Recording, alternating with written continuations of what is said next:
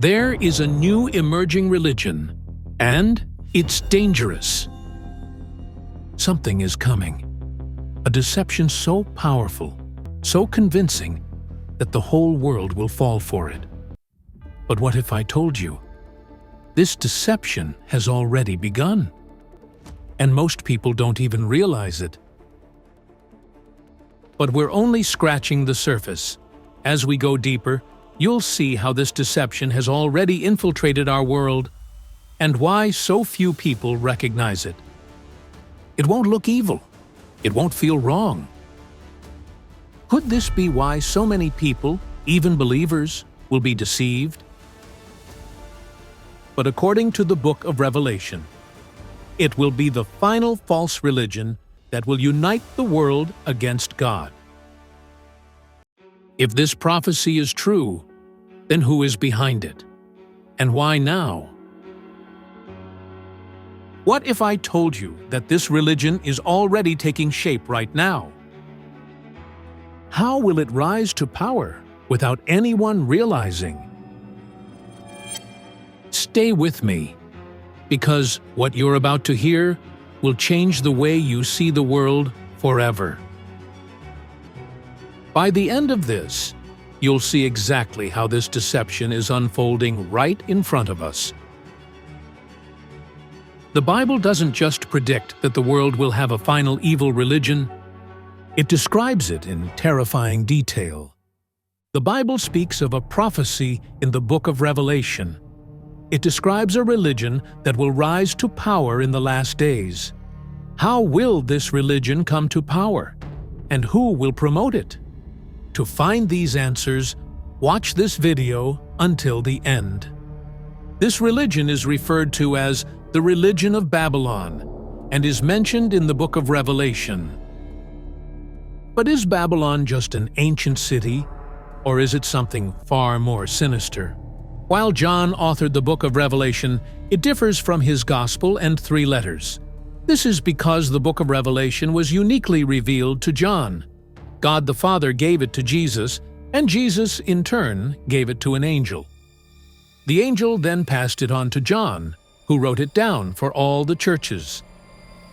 Imagine being alone, exiled on an island, when suddenly the sky splits open, a voice like thunder speaks your name, and you are shown visions of the future, visions of dragons, beasts, angels, and a final battle between good and evil. This was the experience of John, the beloved disciple of Jesus. John wasn't just any disciple. He was one of Jesus' closest friends. He was called the disciple whom Jesus loved, and was the only one who stood at the cross when Jesus died. John had seen everything: the miracles, the crucifixion, the resurrection, and the birth of the church. But now, decades later, John was no longer a young disciple walking beside Jesus. He was an old man, alone on the island of Patmos, a prisoner of the Roman Empire. And that's when God chose to give him the most explosive revelation of all time. In the Bible, God often spoke through visions and symbols to reveal deep truths that words alone could not express. Joseph received dreams about his future. Daniel saw visions of beasts and kingdoms. When God reveals something through visions, He's doing more than just telling us. He's showing us. The images, the emotions, the drama. It all leaves a lasting impact. And Revelation? It's the greatest prophetic drama of all time. Revelation is unique. It's not just a book. It's a message directly from Jesus Christ. Unlike the other books of the New Testament, which were letters written to churches, Revelation was a supernatural vision given by God Himself. But here's where it gets even more fascinating. This wasn't just any prophecy. It was the final prophecy, the one that would complete the entire Bible, the last chapter of God's divine plan. And what happens when you reach the final chapter?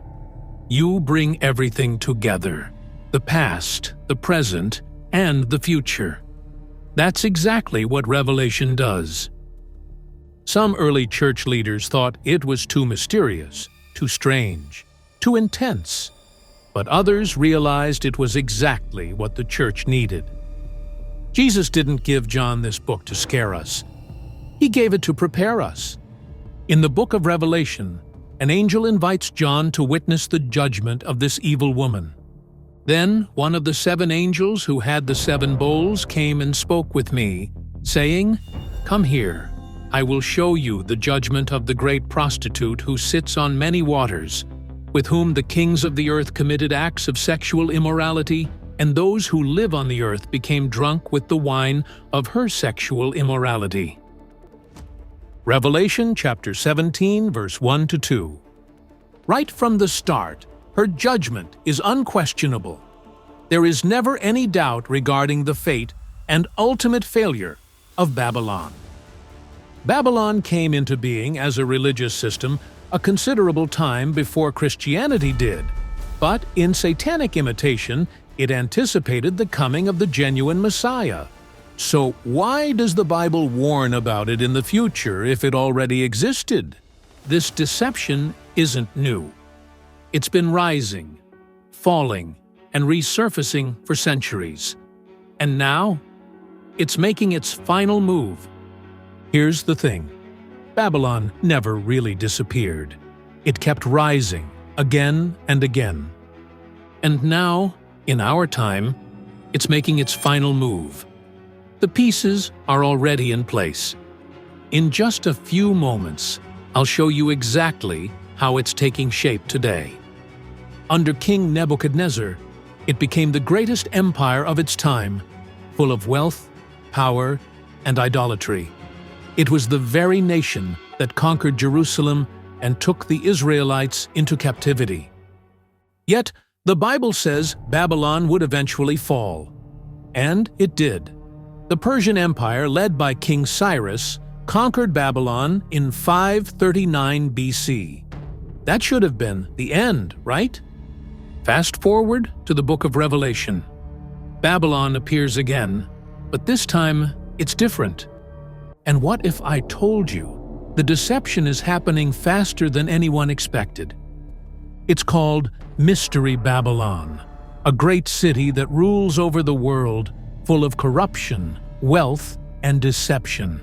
If you're still skeptical, just wait. What I'm about to show you proves that this prophecy isn't just unfolding, it's accelerating at an alarming rate. The question isn't if this will happen. The question is, when? Now, let's connect the dots. Are we seeing signs of Mystery Babylon today? If you're still skeptical, just wait. What I'm about to show you proves that this prophecy isn't just unfolding, it's accelerating at an alarming rate. But Babylon isn't just a spiritual deception. It's a powerful system. And once you understand how it operates, you'll see why resisting it is so difficult. Global leaders pushing for one world government? Check. A cashless economy and digital currency gaining control? Check.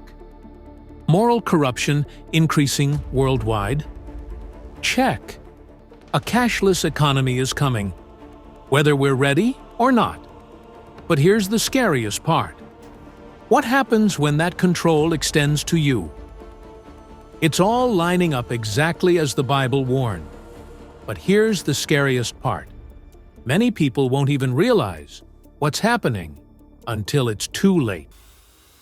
Babylon represents a figure known as Babylon the Great, which signifies a powerful and corrupt entity leading people away from God through deceitful practices.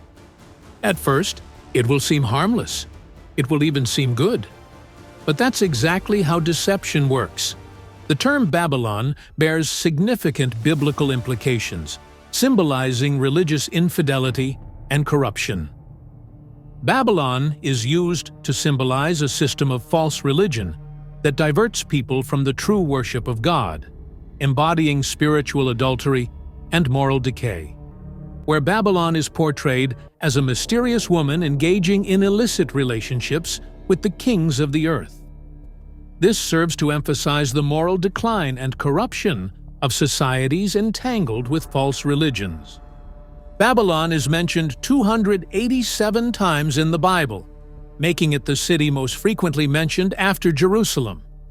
In the Old Testament, Babylon is associated with organized forms of worship, blasphemy, and the oppression of the people of God. This refers to the religious significance of Babylon.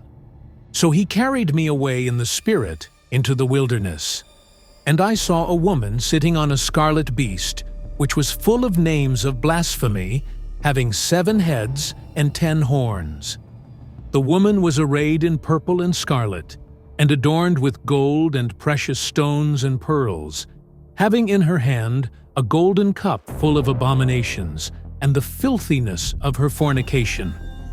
And on her forehead a name was written: Mystery, Babylon the Great, the mother of harlots, and of the abominations of the earth. I saw the woman, drunk with the blood of the saints, and with the blood of the martyrs of Jesus.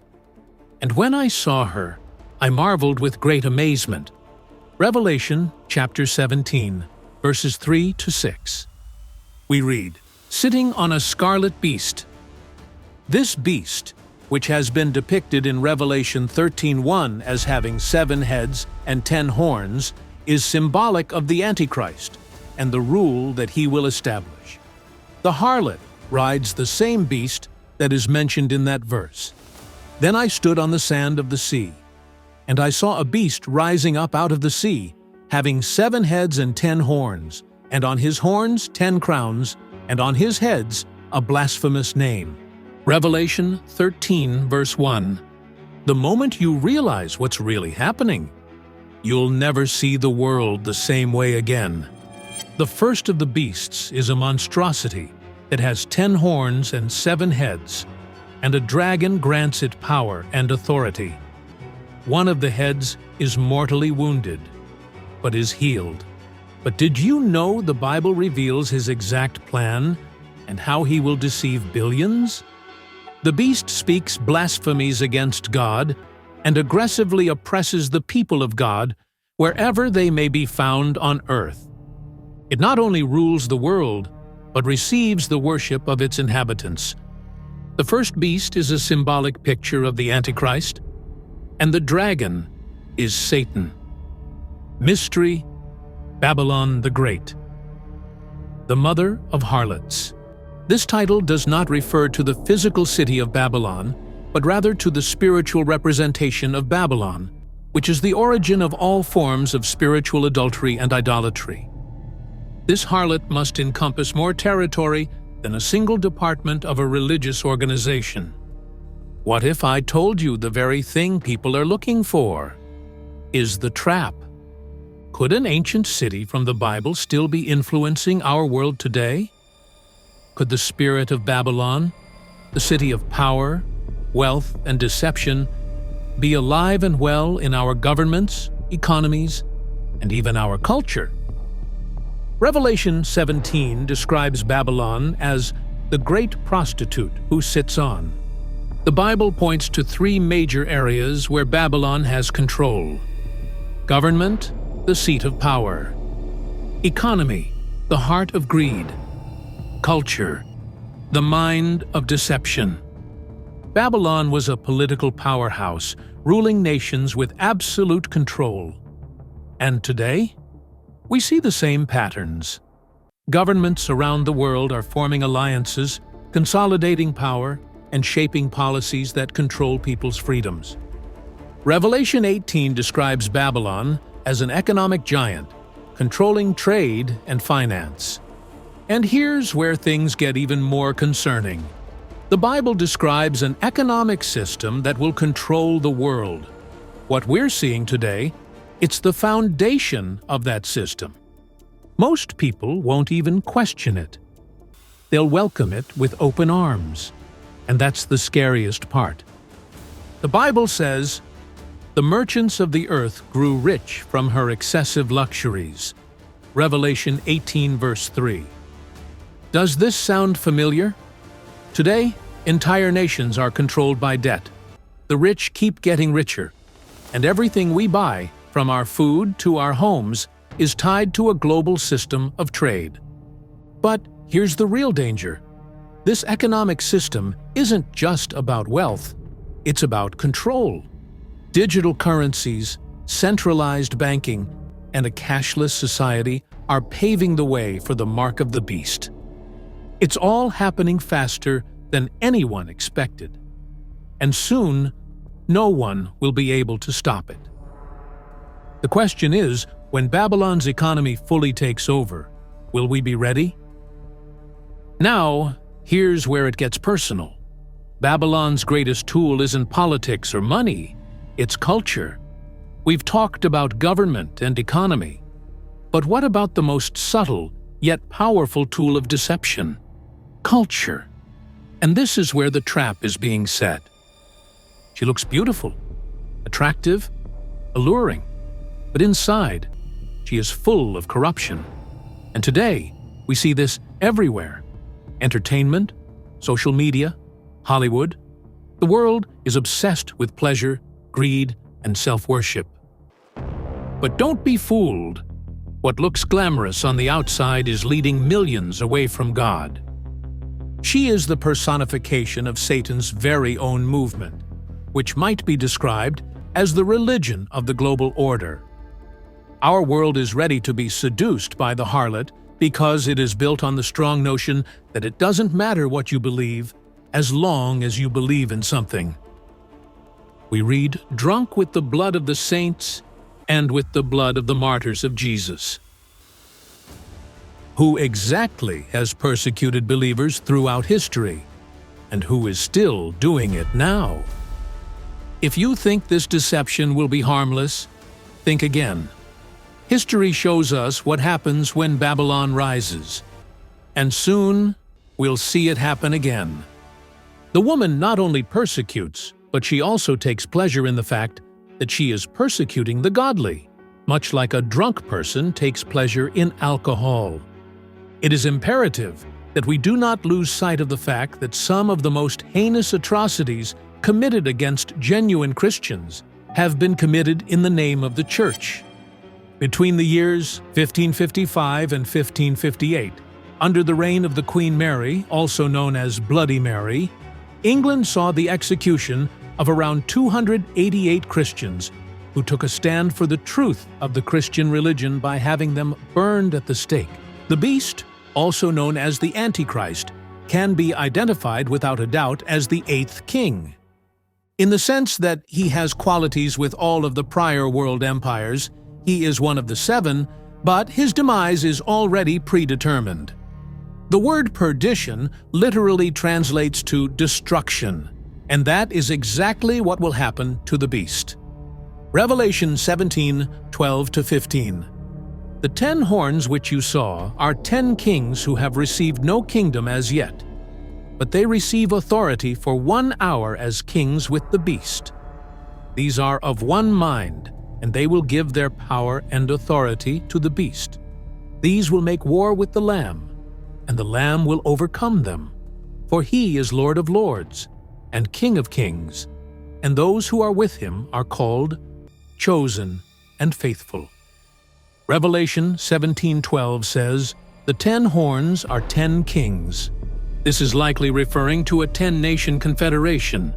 Who are these 10 kings? And have they already begun to rise? Regardless of their specific identity, their actions are obvious. This mysterious figure rules over all the people, crowds, nations, and languages in the world. This shows that the impact of the harlot can be felt worldwide as a result of her connection with the beast. This will truly be a one-world religion. The significance of the harlot revolves around her relationship with the beast, specifically how she is deeply intertwined with the beast and the government he leads. The great harlot is being judged. The allies of the Antichrist turn against the strange woman. But why would they betray her? And what happens next? Once it begins, there will be no turning back. And that moment is coming faster than most people think. In just a few moments, I'll show you how close we are to the tipping point. Revelation chapter 17, verse 16. And the 10 horns which you saw, and the beast. These will hate the prostitute, and will make her desolate and naked, stripped of her power and influence, and will eat her flesh, and completely consume her with fire. We read, "These will hate the harlot, make her desolate and naked, eat her flesh, and burn her with fire." What event will trigger this violent downfall? And why does it happen so suddenly? In the end, the Antichrist will not tolerate any form of worship other than that of himself. The son of destruction exalts himself above all that is called God or that is worshipped, to the point that he sits in the temple of God, demonstrating to himself that he is God. Revelation 17, verse 17. For God has put it into their hearts to fulfill his purpose, to be of one mind, and to give their kingdom to the beast, until the words of God are fulfilled. We read, God has put it into their hearts. The judgment that was sent against religious Babylon was ordered by God. Sometimes God will use one wicked group, in this case the 10 kings, as an instrument of his judgment against another wicked group, in this case religious Babylon. This happens rather frequently in the Bible. God will ordain the political support that these 10 rulers would provide for the Antichrist. The world will get exactly what it asks for, which is godless religion and godless government. The world has been prepared for this moment.